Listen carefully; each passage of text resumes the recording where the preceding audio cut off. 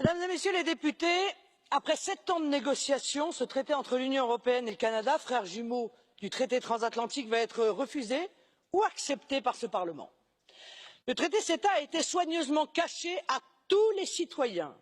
Il n'a presque jamais été discuté devant les grandes instances de débat que sont les médias, car aucun de vous ne veut et ne peut le défendre publiquement. Ah, voter caché dans l'ombre, vous aimez bien ça, mais débattre en pleine lumière, vous détestez. Pire, les députés du Parti socialiste, qui sont souvent d'une grande indulgence sur le CETA devant ce Parlement, font semblant de s'y opposer dans quelques médias confidentiels. Les UMP français ont tous voté pour le CETA en commission, mais s'y disent opposés lorsqu'on les questionne.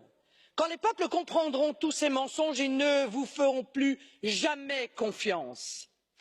Voilà pourquoi ce traité est un traité scélérat vis-à-vis des peuples européens.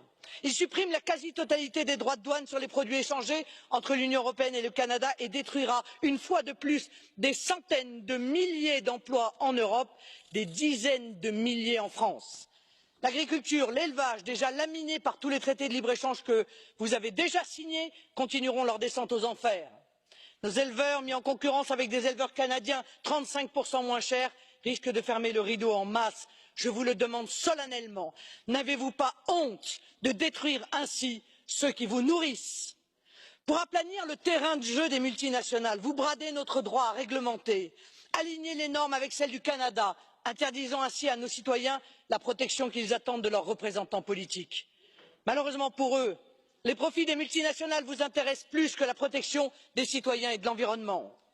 Les différents comités que vous mettez en place, ces mécanismes de coopération réglementaire obscurs, sont de nature supranationale, ne seront contrôlés par personne, tant et si bien que de grands juristes français se posent la question de leur constitutionnalité. Pour parachever le tout, vous créez une justice privée d'exception pour permettre aux multinationales d'attaquer les États afin que plus aucune réglementation ne déplaise à ces nouveaux seigneurs des temps modernes. Ceux qui rendront justice dans ce tribunal ne seront pas des juges, fonctionnaires publics neutres. Ce seront le plus souvent des avocats d'affaires en droit international en conflit d'intérêts, car ayant touché des honoraires de ces mêmes multinationales ou de leurs consoeurs.